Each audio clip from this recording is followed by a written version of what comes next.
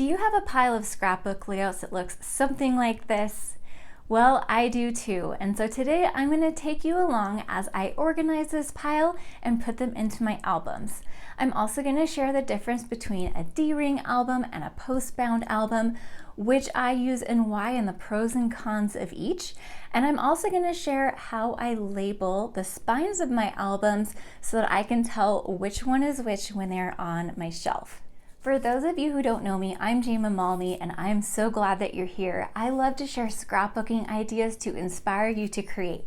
But part of that is staying organized, right? And of course, you need a place to put your finished pages into albums and making sure that those are organized as well. I scrapbook all out of order from 2013, pretty much when my oldest was born, all the way to current. I am inspired by the paper and the embellishments, and I love to kind of hone in on those supplies and then find the photos that go with them to scrapbook. So I'm all over the board, and I need something that's easy to be able to fill those albums, in all those random places throughout the years. I also don't always add the journaling at the time of creating.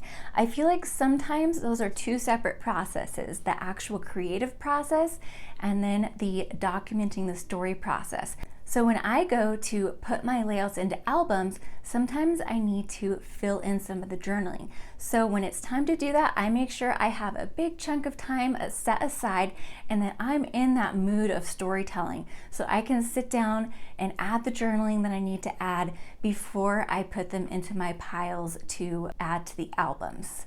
Once that journaling is done, I take my pile and I sort it by year because my scrapbook albums are divided by year. I try to have one, maybe two albums per year. I know that sounds like not very much, but you know what? I have limited shelf space, and so I try to limit how many scrapbooks I have.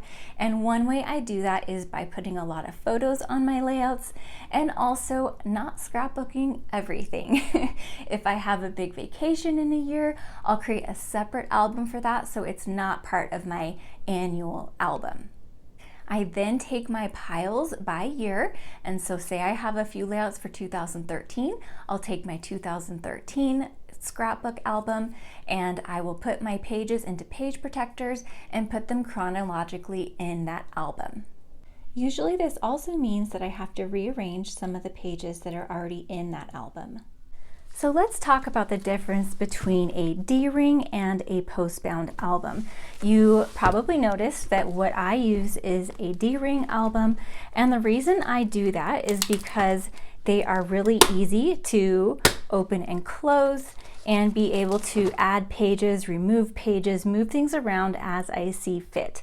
The con of the D-ring album is that you have this big gap here. So when you make a two-page layout, for example, they're not right next to each other. And in the Postbound it is. So I'll show you that in just a moment. And the other con, well, it's not a huge deal and I don't notice it a lot, but you might be able to tell that. See how my pages are kind of slanted in a little bit? This happens more when your album is not really full and you have it standing up and the pages kind of warp to one side. Once you get the album filled though, it's not as big a deal, and really it's not all that noticeable. So it's just a personal preference. I think for me, since I scrapbook out of order, the most important thing for me is to be able to get the pages in and out really easily. Now the D-ring album, for example, it has a different looking spine. This is one of my older albums. I switched to the D-ring in 2013 when I started my daughter's album and realized that I'm going to be bouncing all over the place. So this actually will expand. It goes really far in there, and as you expand it, this will expand too and get wider. And then when you open it, you can see that the pages sit closer together. Now this actually, I don't have very many pages in here, so it's opening a little more than typical because I've got a little bit of room in there. But typically when you open it, you have a very minimal gap there so that your pages lay nice and flat. Now you might notice with some scrapbooks and page protectors that the pages kind of like stick up and they don't totally lay flat. The nice thing about the page protectors I use from Close to My Heart is that they have a little gutter here, and that allows for that extra space coming from the spine to be able to lay flat. So just find a page protector that you like, that works well for you. I really like the Close to My Heart quality. That's all I use. I've actually switched all of my older scrapbooks that had like a cheaper material to these ones, especially in my D-ring albums that lay flat. And these ones also are a really nice high quality plastic. So just something to keep in mind. So with the D-ring album, the way you expand the spine and put the pages in is back here. You've got these screws, and it looks like these ones might be a little wonky and hard to undo. But there's these little screws, hence the name Postbound, because these are posts that go through. And so all three of these will come off, and let's see if we can get a look. So there's these posts in here that you can add to. So you can expand this, add another post and another post. You can get them pretty thick. I wouldn't recommend going super thick. First of all, they kind of like start shuffling and sliding around when they get too thick. They get really heavy. So if you have, you know, especially like grandparents or kids looking at the albums, they can get really heavy. But that's how you would take it apart. And then this little piece covers that so it lays in there really nice and flat. And you can see the page protector better here, how you have that gutter there.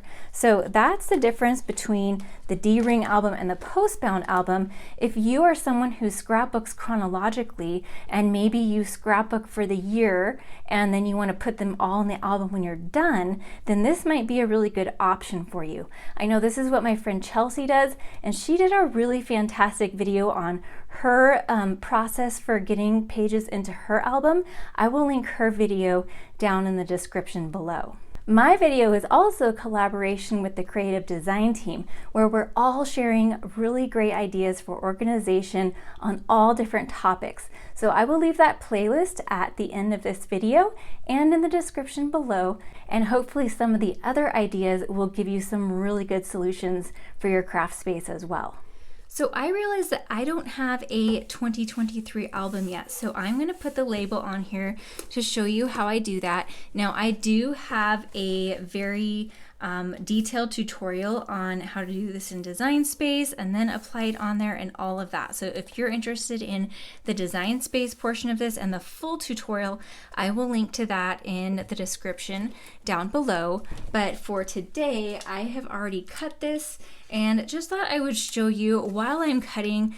I do a whole bunch at once, so I did 2023, of course we'll need 2024 soon, and I did 2025, 6, 7, and 8. So these are all ready to go. I will not necessarily put them on the albums yet because I don't always purchase the albums that far in advance, but I figured while I'm cutting, it doesn't take up a whole lot of HTV, why not? And I do use HTV, heat transfer vinyl. You can use heat transfer vinyl on the albums. So what I'll do is have this album right here just so that I can eyeball about where I need this to be, and I'll stick it down.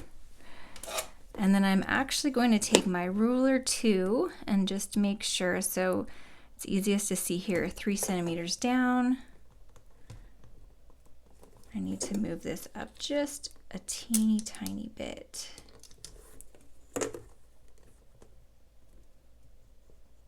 And now we're at 3 centimeters. Let me just make sure that we're straight. So that looks pretty good. It looks pretty straight. So the HTV does have some stick on it. So the clear part is sticky. So it'll just stay there until I get my heat press. Now in my last tutorial, I used a Cricut heat press that was pretty large. I think it's the 7x9 one. I have since got the Cricut mini press, which is perfect for this. I actually got it for this purpose and also for when my husband and I need to iron on edge banding to his woodworking projects. So this works really well and it's handier than a big iron. So since this is faux leather, I'm going to use the lowest setting. So I'll just press this heat button once and it will be on the lowest setting, and I will let that heat up on the little base that I have here. All right, my heat press beeped, so it is ready to go, and I am going to open this up so that you can see it better. Make sure that is stuck on there really well. And since this is faux leather, I am not going to hold it on there for super long. I'm going to hold the spine just to support it a little bit. I'm going to go back and forth on there and then kind of check it. It shouldn't take too long. If you're using a larger easy press, then my other video had the specific temperature and time that I put it on for that. Okay, and that was good. So I had it on there for probably about 10 seconds, rubbing fairly lightly, but I like the heat transfer vinyl because you know it's going to stay on there permanently, whereas you could use just regular vinyl and it's just kind of like a sticker, but I feel like that could peel off over time after these are handled for a while, and this is very permanent. I hope that some of these ideas will help you get your layouts organized into albums faster and easier. In a perfect world, I would have my layouts into the albums right away. Well, maybe after I do a layout share, because you know I like to share the layouts after I've done a big chunk of them. But in reality, they go into a new pile, and then I add to that pile after the next layout share, and so on. But anyways, this is what works for me, and I hope that you found some tips along the way. I would love to know how you get your layouts into albums. Do you put them on display for a while? Do you put them in a pile? Or do you put them in the albums right away? I would love to know. Be sure to check out the rest of the creative design team's organization videos for this week. I have the playlist on the screen right now. And if you'd like to see more of my organization videos, including a craft room tour, then check out this other playlist on the left. Thanks for watching and have a great day.